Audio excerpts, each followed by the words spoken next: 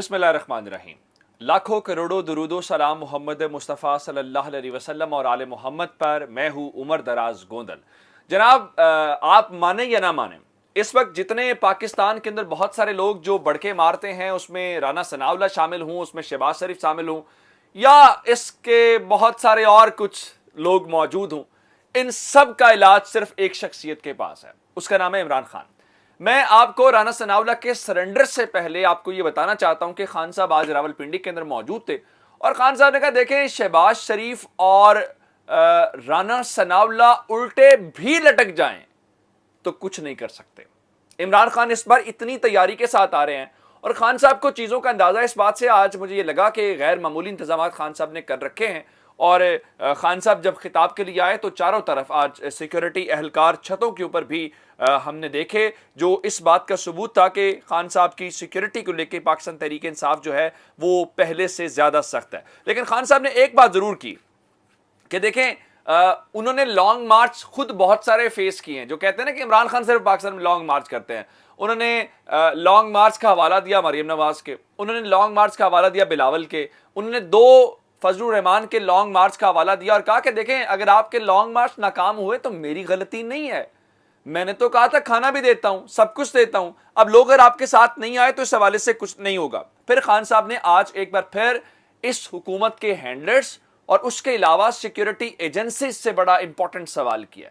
उन्होंने हैंडलर्स से कहा है कि देखें, आप कान खोल के सुन लें कि आप जो मर्जी कोशिश कर लें, आप सिर्फ खुद को बदनाम करेंगे, कौम इनको कबूल नहीं करेगी।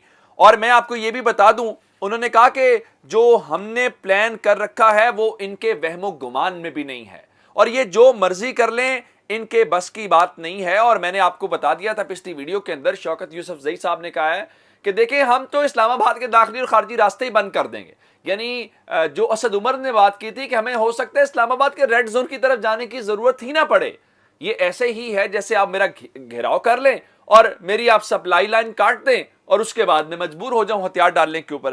तो खान साहब बड़े इस हवाले से इंपॉर्टेंट था। एक और सवाल जो खान साहब ने, जाहिर बात है, जो सवाल किया वो तवक्को नहीं है पाकिस्तान के अंदर। खान साहब ने आज ही बताया था कि जो इस वक्त सिक्योरिटी से रिलेटेड कुछ लीक्स से मुतल्लिक उन्होंने कहा था कि हम अदालत से रुजू करेंगे और हम चाहेंगे GIT बने और इस बारे में जो भी जिम्मेदार है वो सामने। अच्छा, एक खबर मैंने आपको दी थी और मैंने कहा था कि दावा किया जा रहा है कि 2 हैकर्स गिरफ्तार कर लिए गए। उस पे पाकिस्तान तहरीक इंसाफ ने वाज़ेह रद्द-ए-अमल दिया है। वो कह रहे हैं कि हैकर्स की गिरफ्तारी के मामले पे, ये फवाद चौधरी साहब का ट्वीट है, हैकर्स की गिरफ्तारी के मामले पे अजीब खबरें हैं। अगर आम शहरी वजीर आजम ऑफिस तक ऐसी रसाई रखते हैं कि हर बात उन तक पहुंच रही है तो प्रोफेशनल हैकर्स क्या क्या कर सकते हैं। मेरी नजर में ये लग़्व कहानी है जो पर्दा डालने के लिए गढ़ी गई है। राना सनाउल्लाह और अमीन उल हक को लगाने का मतलब ही गैर संजीदा तहकीकात है, क्योंकि इस वक्त बताया जा रहा है जो गिरफ्तारियां हुई हैं उनमें से एक शख्स बताया गया जी, वो वजीर आजम हाउस की सिक्योरिटी के ऊपर जो मामूर अमला है उनके साथ कॉन्टिन्यूस राब्ते के अंदर था। तहरीक इंसाफ इस बात को मानने को बिल्कुल तैयार नहीं है। दूसरी जानिब मैं जरा आपको बताना ये चाहता हूं कि राना जो सनाउल्लाह हैं उनका हवाले से क्या खान साहब ने आज कहा है, सिक्योरिटी एजेंसी से, इंटेलिजेंस एजेंसी से पूछता हूं, क्या आपका काम फोन टैप करना रह गया है? क्या आपका काम जोड़ तोड़ करना, किसको लाना है, किसकी हुकूमत को गिराना है, आपका सिर्फ ये काम रह गया है? अब ये सवालात पाकिस्तान के अंदर कभी भी किसी से नहीं हुए। ये सवाल इमरान खान ही कर सकते हैं और इसी वजह से इमरान खान की डिस्क्वालिफिकेशन भी होगी। इसी वजह से इमरान खान को, वो कह रहे हैं मैं इलेक्शन लड़ना चाहता हूं, लेकिन 16 हलकों से पूरी ताकत के साथ कहा जा रहा है नहीं, इलेक्शन हम लड़ेंगे। अजीब बात है।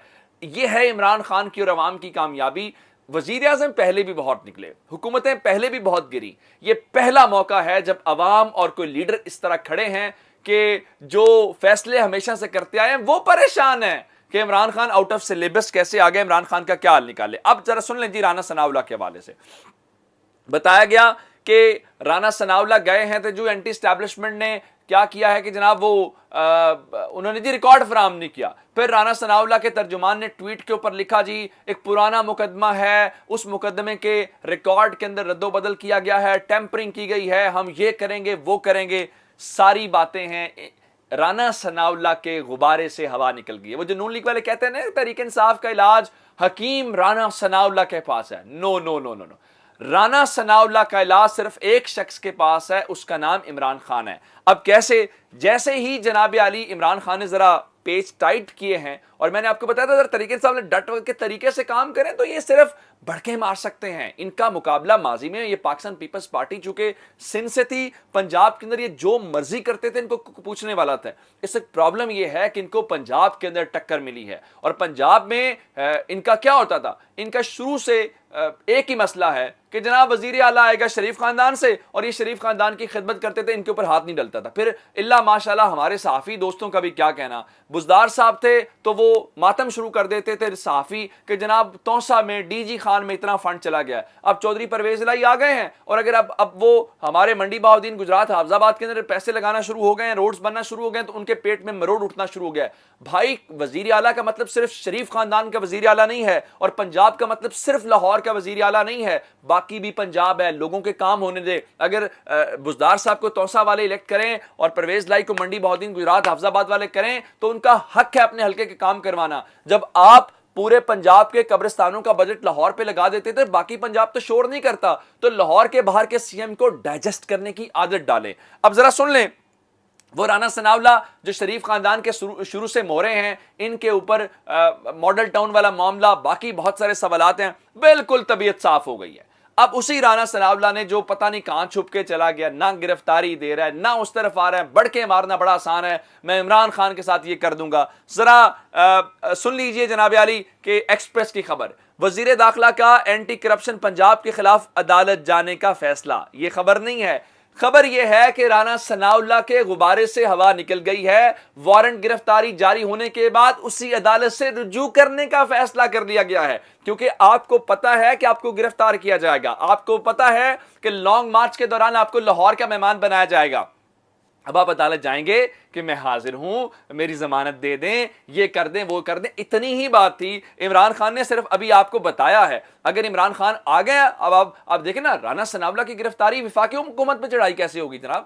کیا تحریک انصاف کی گرفتاری پنجاب پہ چڑھائی ہوتی ہے وفاقی؟ تو تھوڑا سا صبر اور تحمل کے ساتھ ان کے اپنی, آج انہوں نے کیا کیا, آج انہوں نے جناب وہ جاوید لطیف کو میدان میں اتار دیا, پریس کانفرنس کروائی, پھر خواجہ آصف فرما رہے ہیں کہ جناب عمران خان دوبارہ حکومت چاہتے ہیں, چاہے نیوٹرلز کے پاؤں ہی کیوں نہ پڑنا پڑ جائے.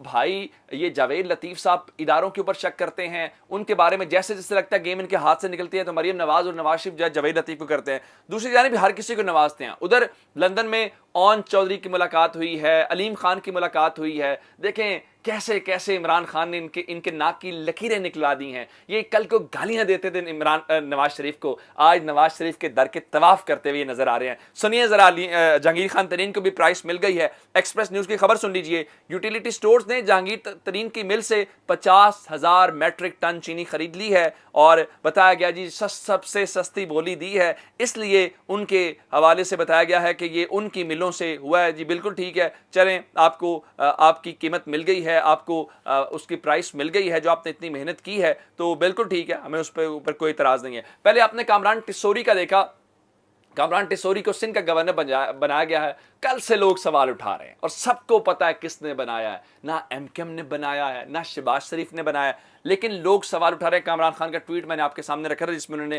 D G I S P R کو مخاطب کیا تھا. اب ذرا سنیے, خیبر پختونخوا کے اندر بھی میرٹ کا بول بالا ہو گیا ہے, وہاں پہ بھی گورنر ہے, اور یہاں پہ قسمت جاگی ہے مولانا فضل الرحمان کی, اور مولانا فضل الرحمان کے سمدی ہیں غلام علی, ان کو خیبر پختونخوا کا گورنر لگانے کا فیصلہ کر لیا گیا ہے. حاجی غلام علی, یہ جو ابھی پشاور کے میئر ہیں, ان کے یہ والد محترم ہیں, اور یہ خود بھی پشاور کے ناظم رہ چکے ہیں, اور فضل الرحمان صاحب کے یہ سمدی ہیں. تو جناب بتایا گیا ہے کہ اب اس کے اوپر اتفاق رائے ہو گیا ہے, اور ان کو جلد یہ عہدہ دے دیا جائے گا. تو جناب یہ ہے وہ میرٹ, یہ ہے وہ جمہوریت, یہ ہے وہ آئین کی سربلندی, یہ ہے وہ سول سپریمیسی جس کے آپ لمبے لمبے لیکچر سنتے تھے. اپنا بہت سارا خیال رکھیے گا. خدا حافظ.